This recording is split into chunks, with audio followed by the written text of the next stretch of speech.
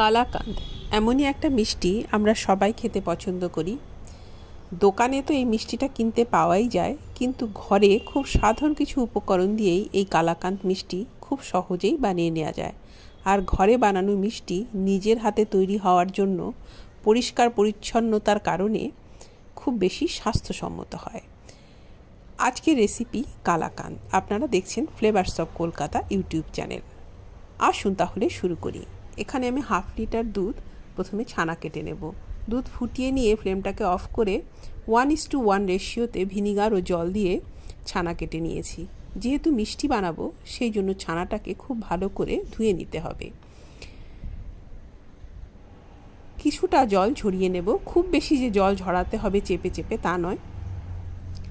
একটু ঠান্ডা হয়ে গেলে একটা প্লেটের মধ্যে ছানাটাকে নিয়ে হাত দিয়ে হালকা হাতে একটু মেখে নেব। খুব বেশি মাখতে হবে বা একেবারে প্লেন করতে হবে তাও না।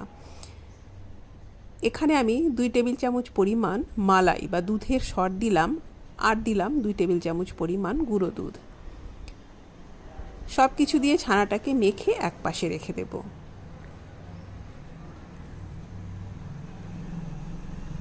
একটা প্যানে প্রথমে আমি দিয়ে দিলাম কিছুটা পরিমাণ জল, তারপরে দিয়ে দিলাম 1/2 লিটার দুধ। এটা ফুল ক্রিম মিল্ক আছে। প্রথমে কিছুক্ষণ ফুটিয়ে নিয়ে এই দুধটাকে একটু গাঢ় করে নেব। খুব বেশি গাঢ় করতে হবে তাও নয়। কালাকাঁদ মিষ্টি বানানো কিন্তু খুবই সহজ। আপনারা একবার রেসিপিটা দেখে নিন, বাড়িতে বানাবেন। খুবই সুন্দর হয় খেতে, আর পরিষ্কার পরিচ্ছন্নতার জন্য নিজের হাতে বানানো মিষ্টি খুবই স্বাস্থ্যসম্মত হয়।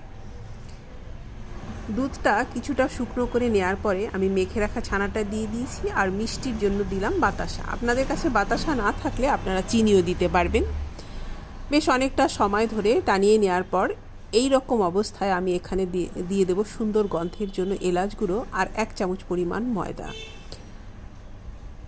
এই মিষ্টিটাকে খুব বেশি সময় ধরে টানিয়ে শুকনো করে নিলে তাহলে যখন এটা ঠান্ডা হবে শক্ত হয়ে যাবে। সেই জন্য এই পর্যায়ে 1 চামচ ময়দা দিলে খুব বেশি সময় ধরে টানাতে হবে না।